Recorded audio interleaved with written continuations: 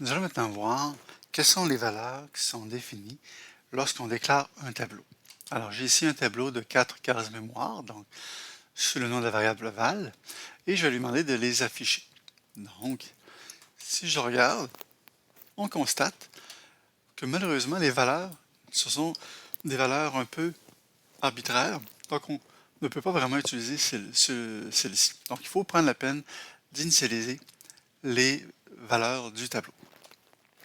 Alors, ici, ce que nous pouvons faire, alors nous pourrions initialiser en mettant 0 comme ceci. Donc, lorsqu'on met 0, le résultat obtenu, c'est le suivant, c'est-à-dire que toutes les cases du tableau ont maintenant la valeur de 0. Donc, c'est une bonne chose de prendre la peine d'initialiser notre tableau lorsqu'on doit utiliser directement le contenu de ceux-ci.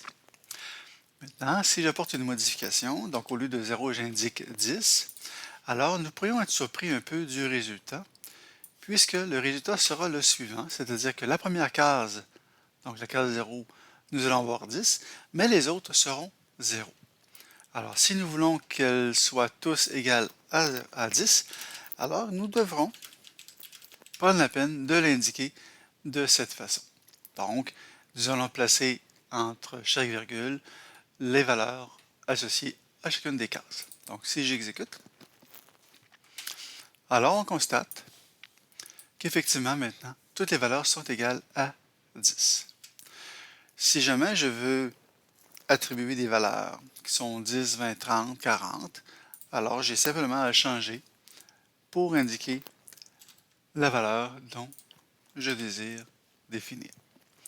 Si jamais je voulais utiliser une boucle pour initialiser les valeurs, alors je pourrais faire en sorte d'indiquer par exemple que la valeur de i est égale à i fois 10. Alors j'aurai comme valeur 10, 0, 0, 10, 20 et 30. Donc on peut initialiser le tableau par cette approche, c'est-à-dire en utilisant une boucle pour le faire. Donc j'ai 0, 10, 20 et 30. Donc bien sûr, ici on peut mettre n'importe quelle formule qui va nous permettre d'obtenir les valeurs souhaitées. On pourrait aussi aller lire les données dans un fichier et les affecter directement aux différentes cases du tableau. Donc lorsqu'on utilise des tableaux, il faut prendre le temps de s'assurer d'initialiser les valeurs des différentes cases pour ne pas avoir de mauvaises surprises.